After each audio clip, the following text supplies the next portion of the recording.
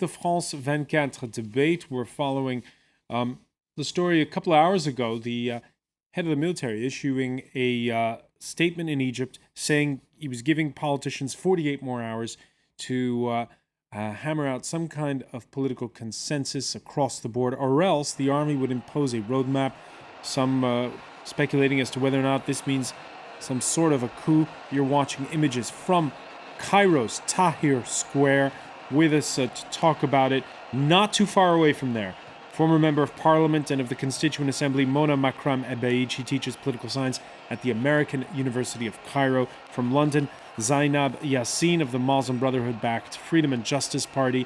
Here in the studio, we have with us Hanna YOUSEF, Egyptian activist, member of the Tamarod Rebellion Campaign, and Stephen EKOVICH, who teaches at the American University of Paris. And really just the same as it was when the overthrow of Mubarak happened back in February of 2011. It was social media that at first fueled it all. So social media is something we've been keeping an eye on with our own James Creedon. How are you, James? Evening, François.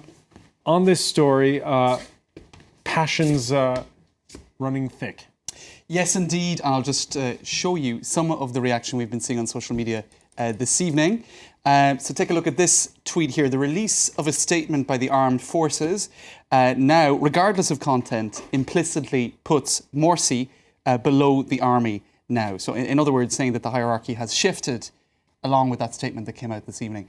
So quite a lot of, I suppose, reactions such as that on social media this evening. We're also seeing a military coup countdown timer. I'm not sure do we have these pictures, but I can see them. I'm not sure about anyone else. There we go. Military coup countdown timer that was put online by Tarek Amir. So you can see it's counting down the days to the deadline that they meted out. Also, supporting military intervention against the Islamists is neither against elected Islamists is neither liberal nor democratic nor smart. And this Twitter user making reference to Algeria and Turkey to back up that point. Just because Egypt street cheering is cheering SCAF, that's SCAF meaning the Supreme Council of the Armed Forces. Exactly, for their moral support. This doesn't mean, says Dana Omran, that they want a return of army rule or an undemocratic transition. So you can see a variety of reactions online, François. For the most part, it seems internet users supporting the protest movement on the street, but others sounding a word of caution. Another one sounding a note of caution here, saying as horns honking, fireworks going off, I'm with a die-hard revolutionary who says to me, holding back tears, our revolution is back to zero. That's by Kristen McTighe, who is a Cairo-based international journalist. All right, so a lot of people I noticed projecting, people that aren't Egyptian. Yes, exactly. And I mean, it's an international story now. Lots of people analysing this. And also, François, a lot of analysis of the social media role. You can see here, Tamarod, 467,000 Facebook likes. And of course, that very well-organised internet petition in several different languages. You can read it in English, but of course, most people will be signing that and reading it in Arabic. And what else do we have here? This is another example of, I suppose, the use of social media in perpetuating that message, getting that message out there. It is a pastiche or a mosaic of photos of protests from across Egypt with lines between them showing how interlinked that protest movement is, and I suppose reflecting to the social media and the internet role. Because we have a tendency to focus on Cairo, but of course it's been happening in lots of places. And Absolutely. There's sometimes violently. We've had at least a dozen killed in the Nile Delta and in Alexandria. Right, and the byword to that photo is, do you still think it's just secular people and liberals? I suppose a reflection or a comment on how many people have been protesting in the streets, and, you know, a rejection of the notion that it is just one part of the population. Just to show you quickly some more reactions online, François, to be honest, this wasn't because the Muslim Brotherhood are Islamists, but because they're incompetent, politically avaricious and deeply partisan, says one Egyptian Twitter user who, I suppose, contests the notion that these protests are merely motivated by the colour or creed of the Morsi government. And I quite like that one, not because I necessarily agree with it, but I think it's indicative of how broad this upswelling of public protest is. It goes beyond Egypt, really, at the moment. Is Erdogan watching? All right, that from blogger Sultan Al-Qasemi. James Creedon, thanks for that. Again, it's interesting to see how people project onto other countries. Absolutely. The question now of what happens, of whether or not what the army is doing is good or not, is one that I want to put to Mona MAKRAM EBEID. When we were speaking to people during the day, they were saying to us that, point of fact, the army, by stepping in, is protecting its business interests, of which it has a lot. It doesn't want to see the economy go to the tubes. It has a cynical motive. What do you answer to that? The army's economic interests have been already guaranteed by the Constitution. So I don't think that they have to worry a lot about it.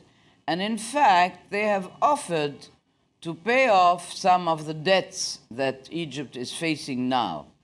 So I don't think that we can deviate from the patriotic feeling that they have today, which is to protect the people of Egypt who are asking for their rights, who have all the right to demonstrate against the practices that they feel are totally antagonistic to their aspirations and to the deterioration of their everyday life, which they feel at every corner of their lives. I mean, whether it's economically, politically, culturally, socially, and so on. So I don't think that there are second thoughts. I think that the army is quite adamant to restore order because this is what people want. Okay, so and we are the. So this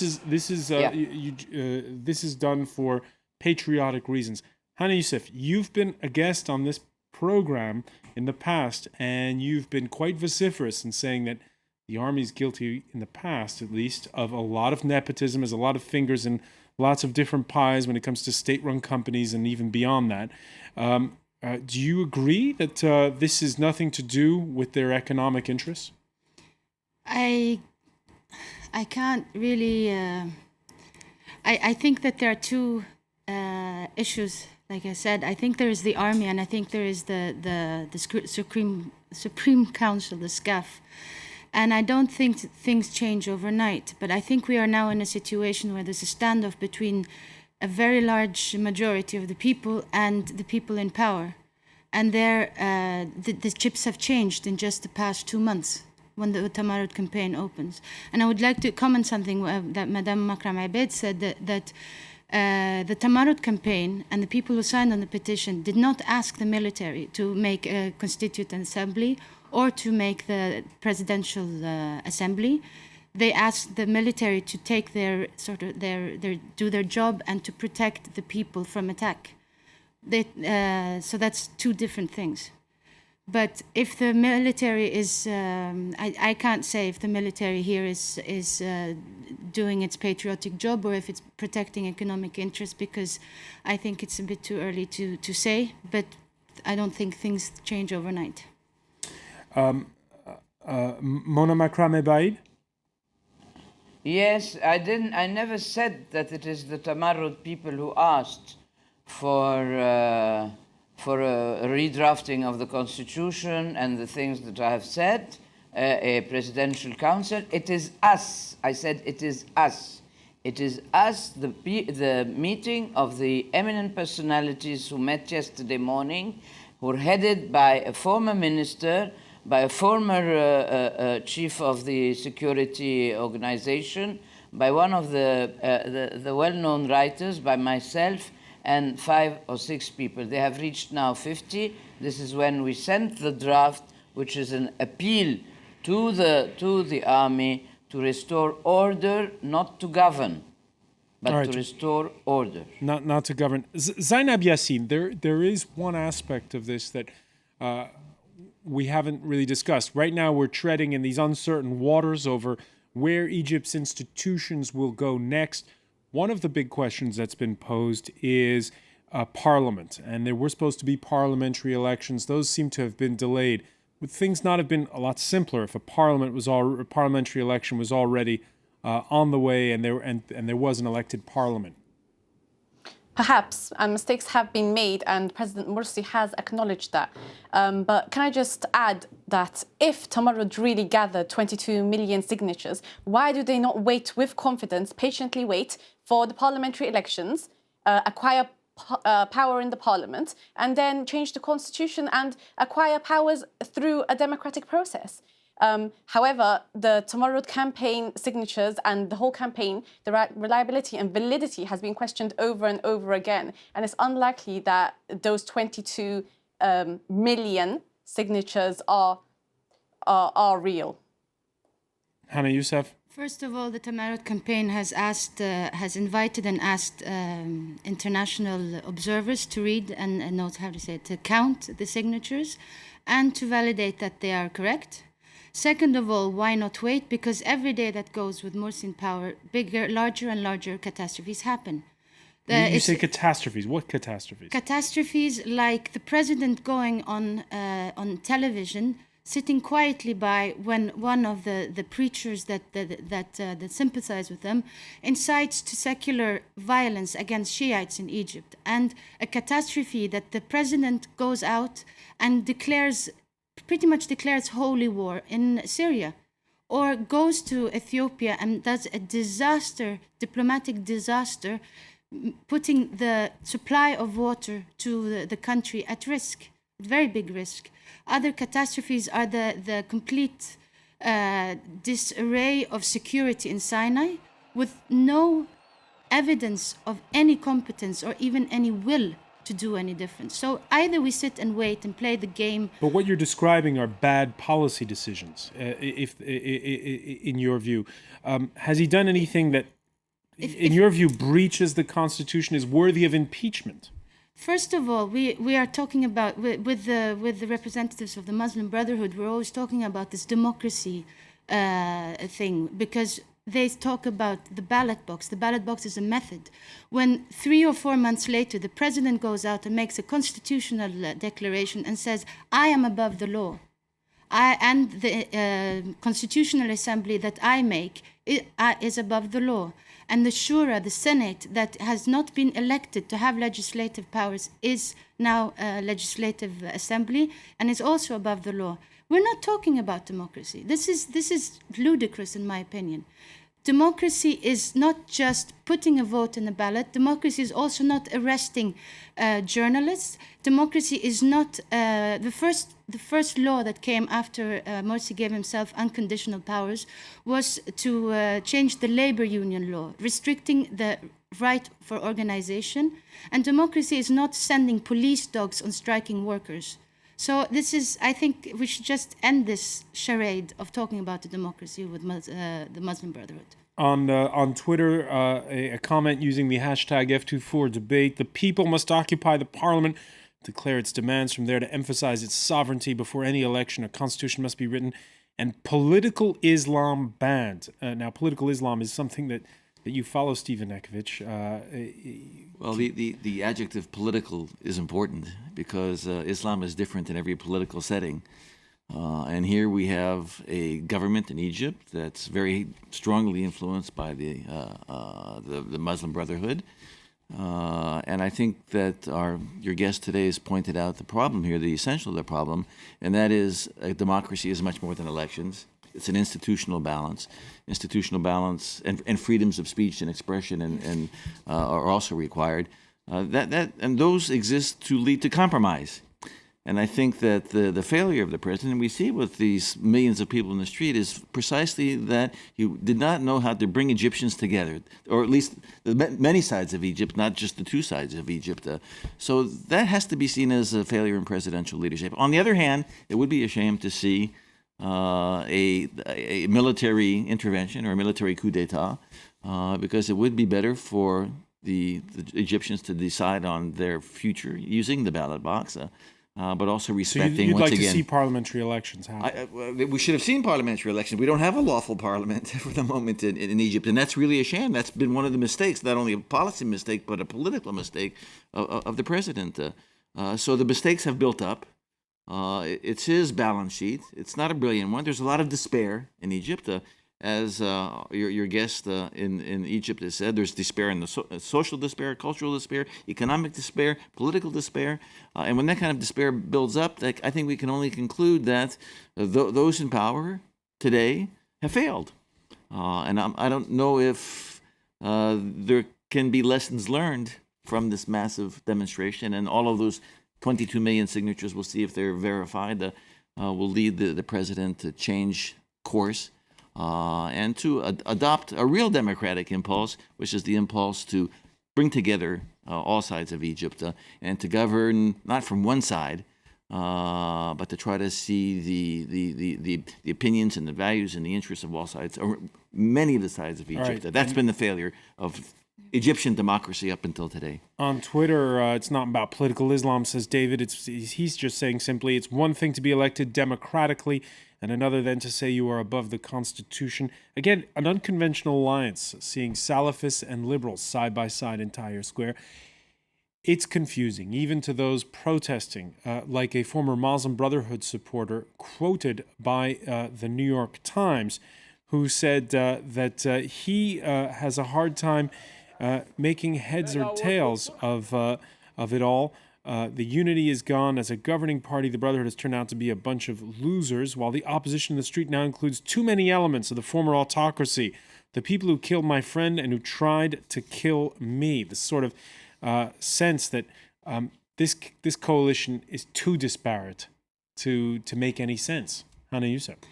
I think before we talk about coalition, I think what we're seeing is there are very many different elements, but what I think we're seeing is a nation against a dictator, and a nation, I believe, not only against dictator but dictatorship.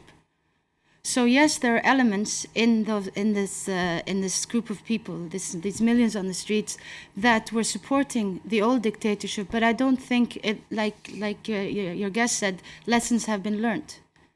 So yeah, with the coalition of the political coalition, I think that there's still a way to go before we have a sort of a coalition that can work, which is why it's important to have an assembly that represents different groups, like the military, like the judiciary system, and so on. Zaïnab YASSIN, we have another commentator saying, Calvin on Twitter, saying, the president should just step down to avoid more violence. Now, does it make it tougher, the fact that Mohamed Morsi was not the first choice candidate of the Freedom and Justice Party? Does it make... Sorry, I don't understand the question. Does it make it tougher, the fact that the Freedom and Justice Party's first candidate for president was disqualified by the Constitutional Council, and Mohamed Morsi is not the first choice candidate? Many people say he's not the one really running the show, and does that undermine him? Of course not, and it doesn't make any difference. And it wasn't just Freedom and Justice Party members voting for him. In fact, it was a majority in the whole of Egypt who voted for him. We fully support him. Everyone fully supports him. Well, sorry, everybody who voted for him, mainly they all support him. Can I just ask a question? So we're going around in circles here. So there was presidential and political failures, fair enough, and every human will make mistakes. But what's the solution? Every time he fails or they don't like what's happening, the opposition don't like what's happening, will they take to the streets and protest and stop the whole country and burn the headquarters of the Freedom and Justice Party? Or do they need to accept that they need to wait for elections? They need to wait for his term. They have the option to not vote for him again. But we can't take to the streets every time you don't like something or every time there's a failure. Mona MAKRAM EBEID, do you condemn the burning of the Muslim Brotherhood's headquarters in Cairo? Absolutely. I condemn all sorts of violence. The whole idea of this demonstration was that it's going to be a peaceful demonstration, that they will prevent anyone who will resort to violence. So I am totally against burning any state institutions or party headquarters and so on, no matter who it belongs to. So, but I want to comment on what has been said earlier on, that really the president has presided during 1 year over a dismal catalogue of failures. We wanted him to make some achievements. We did support him at the beginning. We did say that it doesn't matter if it is an Islamic system, but an Islamic system based on good governance, and that's not what we had. He lacked any sense of inclusiveness. He lacked any flexibility. He lacked any tolerance Excuse of the me for other. interrupting. then- Zaïnab YASSIN a moment ago saying she takes your point that mistakes have been made. Why not wait for those legislative elections and let things run their course through the institutions? Because it has been too long. Can't you see in what a state the country is in? The economy is on the brink of disaster. The security is nil and void. I mean, we are in a state of total chaos, and then violence is rising every day. People are hungry. People have prices that are spiraling. I mean, you know, it's a real chaotic state. You have to put a stop to that. You can't wait for the elections. And we are still waiting He should, if he had announced parliamentary elections in his last speech, he didn't even announce that. He didn't even announce the when. I was going to say we're waiting to the hear elections will take from Mohamed Morsi. He hasn't spoken since those big demonstrations over the weekend. Over the weekend, there was a government spokesman who did speak to the press. He most notably warned against what he called outside intervention. What is happening in Egypt is a purely Egyptian affair. Only Egyptians are responsible. And as Egypt does not interfere in any domestic affairs in any European or American country, we also request that no one should interfere in our domestic affairs. However, this Monday, before concluding his tour of Africa while in Tanzania, the U.S. President Barack Obama agreeing, yes, it's not up to his government to determine the process in Egypt, but he did weigh in with this caution. What is clear right now is that although Mr. Morsi was elected democratically, there's more work to be done to create the conditions in which everybody feels that their voices are heard and that the government is responsive and truly representative. And so what we've encouraged the government to do is to reach out to the opposition and work through these issues in a political process. It's not the U.S.'s job to determine what that process is, but what we have said is go through processes that are legitimate and observe rule of law. Zaïnab YASSIN, what's your reaction to those words by the U.S. President? How many times has Morsi invited the opposition to talk? He invited the opposition to talk several times. They're not accepting the invitation. It just goes to show how much they want to cooperate. They could have at least talked whether they reached a negotiation in the end or if they came to a conclusion, but they could at least attempt to talk, but they don't want to, which is just a suggestion of, you know, it's a reflection of what they want for Egypt. Secondly, one of your guests said he's a dictator. I mean, which dictator allows that amount of people to be protesting in the streets? I mean, it's just ridiculous to call him a dictator. There's freedom of speech, there's free practice of, you know, democracy, everyone is protesting, there's free media. Egypt has never seen free media. It's ridiculous to call him a dictator with such media that even he allows them to insult him. How can you call him a dictator? How can you call him a dictator? I think a dictator or not that allows these people to go on the street is a dictator that doesn't have any choice. Morsi has no support in the army, no support with the police, or very little support with the police. So he can't, if he wanted to control it, even if he wanted to, he couldn't. I think, I don't remember the other point, I'm sorry.